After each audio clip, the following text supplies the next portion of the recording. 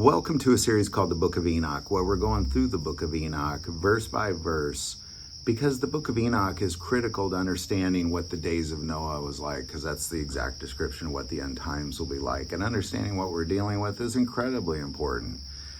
And I'm not going to argue that it belongs in the Bible, and I'm not going to argue that it doesn't. What I'm going to say, though, is that Jesus Christ talks about Enoch, and Jude literally quotes the prophecy of Enoch. So I think it's important to understand it. So where we are is we're now seeing the watchers, the ones that have decided to reject the things of God, and they've lusted after women, and now they're going to take on wives, and they make this agreement.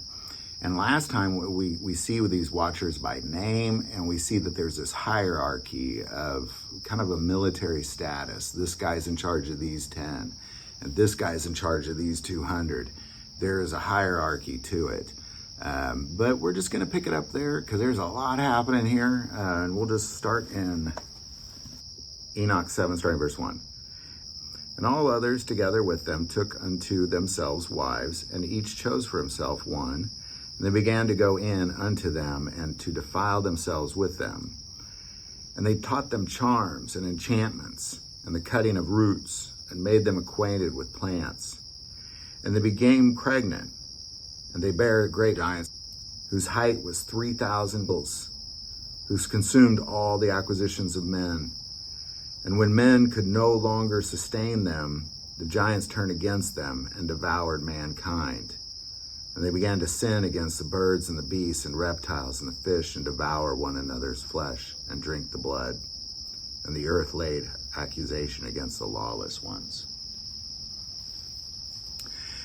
So let's take a moment and talk about what's going on here, because there is a lot going on here. Ultimately, what you had angels who lusted after women, slept with them, and they gave race to the Nephilim. These, some giants, some not giants, but these groups of people that could manipulate the world and had a knowledge of the world that the rest of the race of humans did not have. This ability to manipulate the plants, to manipulate the earth, to understand how it is they could take things from the earth and create things out of it. Things like weaponry, metalwork, that sort of thing. What we're about to see is a mutilation of mankind. The reason, I remember the first time I heard of the story of the flood, I really kind of thought, well, how bad could it have been that you had to destroy all of mankind? But in the end, mankind was being destroyed. The flood was the salvation of mankind to some degree.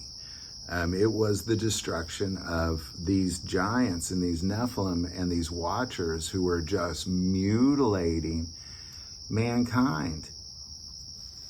Let's go back to 2. They became pregnant, and they bare great giants, whose height was 3,000 ells, who consumed all the acquisition of men. And when men could no longer sustain them, the giants turned against them and devoured mankind. And they began to sin against the birds and the beasts and the reptiles and the fish, and devour one another's flesh and drink the blood.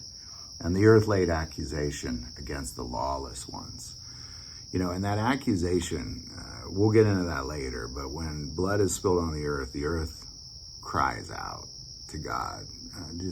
You got to know that to be so. We've seen that from the first blood spilled to today. But ultimately what we're dealing with is we're dealing with some giants who are consuming mankind by mutilating them.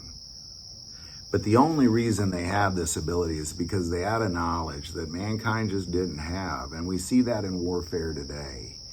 Whoever has the best technology typically wins. Whoever has the best military strategy typically wins.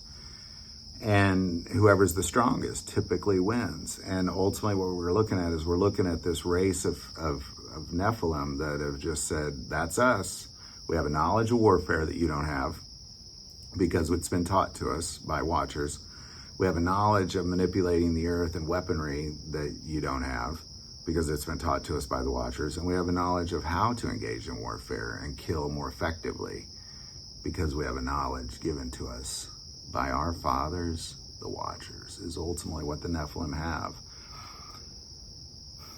You can't go up against that at the time, and we have to understand in the end times, well, how do you go up against that?